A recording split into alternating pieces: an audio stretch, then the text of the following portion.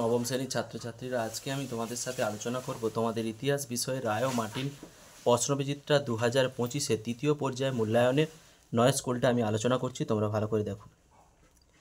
France America স্বাধীনতার যুদ্ধ অংশগ্রহণ করেছিল সির অপশান সোরস লুইয়ের আমলে। মানুষ স্বাধীনতার সত্ত্ব নিয়ে জন্মায়, কিন্তু সর্বত্র সে শৃঙ্খলাবদ্ধ, কথাটি বলেছেন বীর অপশান রুসো। পূর্ব রাজাদের স্বৈরাচারতন্ত্রের প্রতীক ছিল এর অপশান বাস্তিল দুর্গ। নেপোলিয়ন উরটেনবার্গ রাজ্যটি প্রতিষ্ঠা করেছিলেন বীর অপশান দক্ষিণ জার্মানিকে। ইংল্যান্ডের অর্ডার ইন কাউন্সিল জারি করেছিলেন এর অপশান বার্লিন ডিগ্রি। নেপোলিয়নের ধর্মীয় মীমাংসা চুক্তি স্বাক্ষরিত করেছিলেন বীর অপশান প্রোপের সঙ্গে। রাইন রাষ্ট্রসংঘের মধ্যে যে জার্মান রাষ্ট্রটি ছিল না সেটি হল এর অপশান প্রাসিয়া। চার্চিস্ট আন্দোলন হয়েছিল সির অপশান ইংল্যান্ডে। রক্ত লৌহ নীতি বলতে বোঝায় বীর অপশান কুটিল কূটনীতি। ক্রিমিয়ার যুদ্ধের অন্যতম কারণ ছিল এর অপশান ক্যাথিড্রাল গির্জা। নৈরাশ্যবাদী আন্দোলন শুরু হয়েছিল যার বীর অপশান যে দ্বিতীয় আলেকজান্ডারের হাত ধরে। ইস্কা পত্রিকার সম্পাদক ছিলেন ডির অপশান লেলিন। বিশ্বের প্রথম সর্বাত্মক যুদ্ধ হয় বীর অপশান প্রথম বিশ্বযুদ্ধ। মার্কিন শেয়ার বাজার যে ডি ওয়াল স্ট্রিট নামে খ্যাত। রাখাই স্ট্যান্ড হল এর অপশান জার্মানির যে পার্লামেন্টের উচ্চ কক্ষের নাম। নেক্সট, যে পোটসডাম সম্মেলন বীর অপশান 1945 খ্রিস্টাব্দে। যে গণিকা চিত্রটি অঙ্কন করেন যে পাবলো পিকাসো, বিয়ের অপশান। রাশিয়ার জাতীয় আইন সংসদের নাম সির অপশান ডুমা।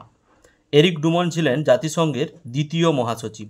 নিরাপত্তা পরিষদের স্থায়ী সদস্য 5টি দেশ। দুয়ের দাগের যে পূর্ণবাক্যে উত্তর দাও। ইন্টেন্ডেন্টস কাদের বলা হয়? ফ্রান্সের প্রশাসনিক কর্মকর্তাদের।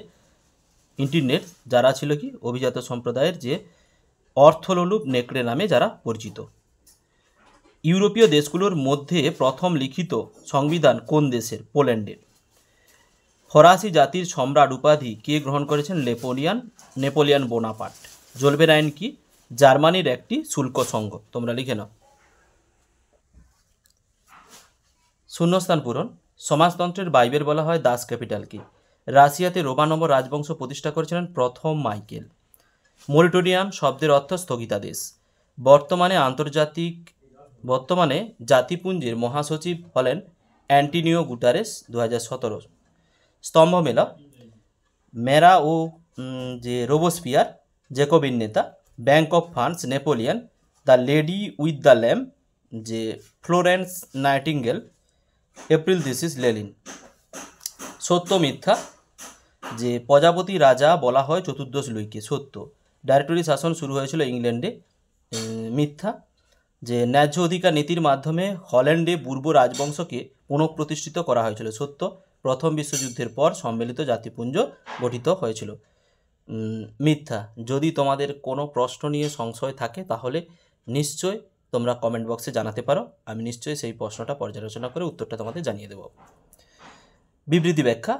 বিবৃতি 1, যার পিটার দ্য গ্রেটকে আধুনিক রাশিয়ার জনক বলা হয়।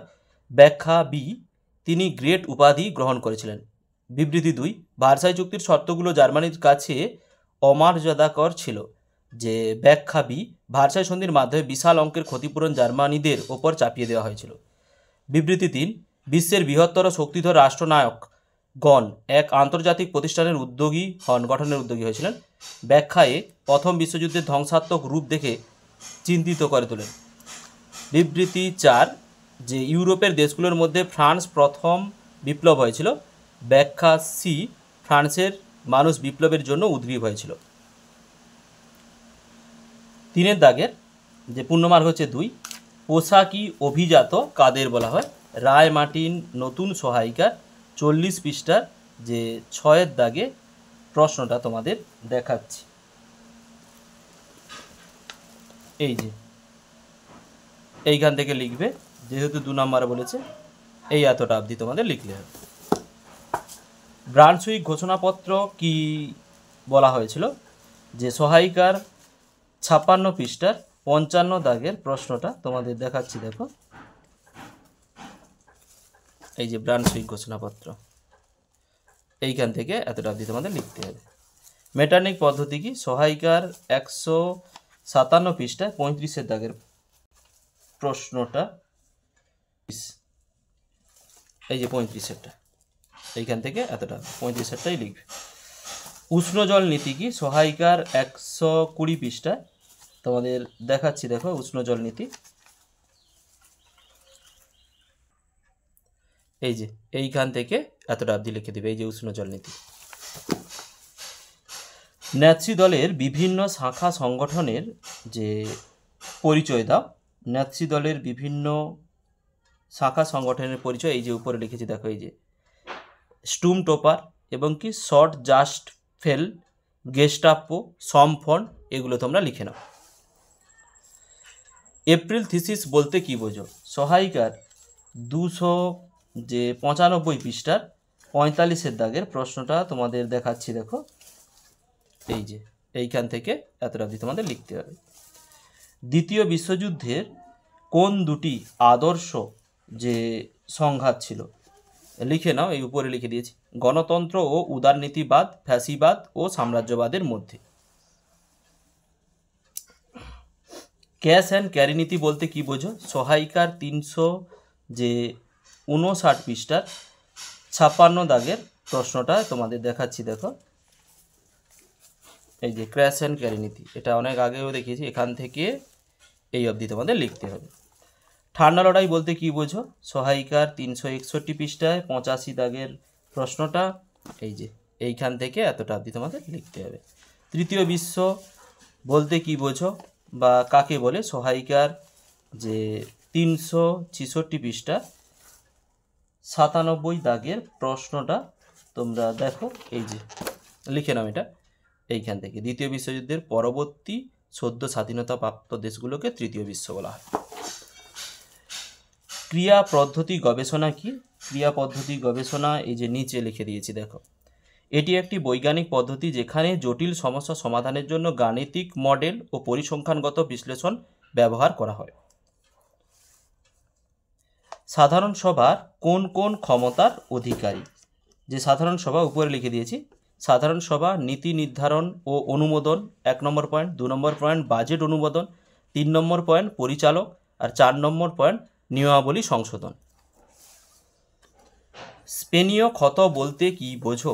সহায়িকার 101 পৃষ্ঠার 64 দাগের প্রশ্নটা তোমাদের দেখাচ্ছি, দেখো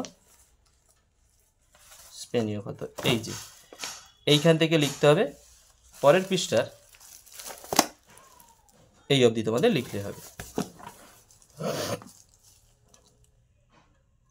ভ্লাদিমির ঘটনা কি?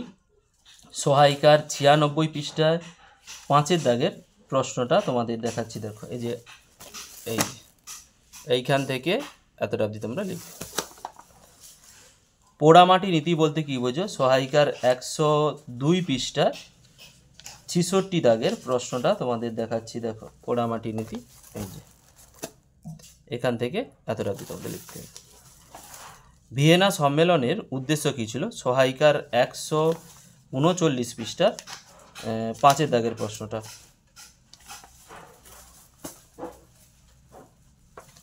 এই যে এইখান থেকে এতটা অবধি লিখে দিলে 2 নম্বর। 4 দাগের পূর্ণমার্ক হচ্ছে 4। বিপ্লব প্রস্তুত ফ্রান্সের কর ব্যবস্থা সম্পর্কে আলোচনা করো। সহায়িকার 28 পৃষ্ঠায় যে 2 দাগের প্রশ্নটা তোমাদের দেখাচ্ছি, দেখো এই যে এইখান থেকে লিখে এই অবধি তোমাদের লিখতে হবে। 2 দাগের টিকা লেখো যে মহাদেশীয় অবরোধ ব্যবস্থা। সহায়িকার 89 পৃষ্ঠার 14 দাগের প্রশ্নটা তোমাদের দেখাচ্ছি, দেখো এইখান থেকে এই অবধি তোমাদের লিখতে হবে। ইতালির ঐক্য আন্দোলনে মাতসিনীদের ভূমিকা আলোচনা করো। সহায়িকার 128 পৃষ্ঠায় 9 দাগের প্রশ্নটা তোমাদের দেখাচ্ছি, দেখো এই যে মাতসিনীর ভূমিকা, এইখান থেকে লিখবে, লিখে এই অবধি তোমাদের লিখলে হচ্ছে। রুশ বিপ্লবের অর্থনৈতিক কারণগুলো আলোচনা করো। সহায়িকার 257 পৃষ্ঠায়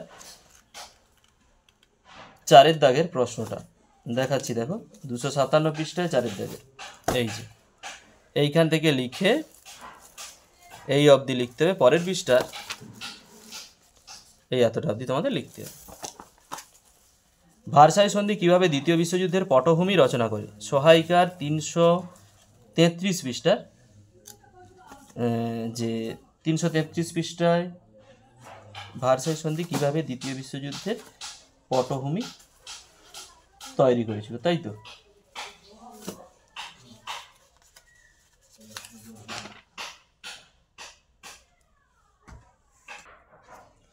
ভার্সাই সন্ধি কীভাবে দ্বিতীয় বিশ্বযুদ্ধের পটভূমি রচনা করেছিল, এই যে ওটা হচ্ছে 340 পৃষ্ঠায় 8 দাগের প্রশ্নটা, এখান থেকে লিখে এই পাশের পৃষ্ঠার এই অবধি লিখতে হবে। টিকা লেখো ভাইমার প্রজাতন্ত্র, আগের স্কুলগুলোতে দেখিয়েছি, তোমরা একটু দেখে নেবে ওটা। টিকা লেখো ইঙ্গ ফরাসি তোষণ নীতি, সহায়িকার 342 পৃষ্ঠা 13 দাগের প্রশ্নটা তোমাদের দেখাচ্ছি। দেখো এই যে এইখান থেকে লিখে এই পাশের এই অবধি তোমাদের লিখতে হবে। নেক্সট, টিকা লেখো পার্ল হারবার ঘটনা, সহায়িকার 347 পৃষ্ঠায় 28 দাগের প্রশ্নটা এই যে এইখান থেকে লিখতে হবে, লিখে পাশের পৃষ্ঠার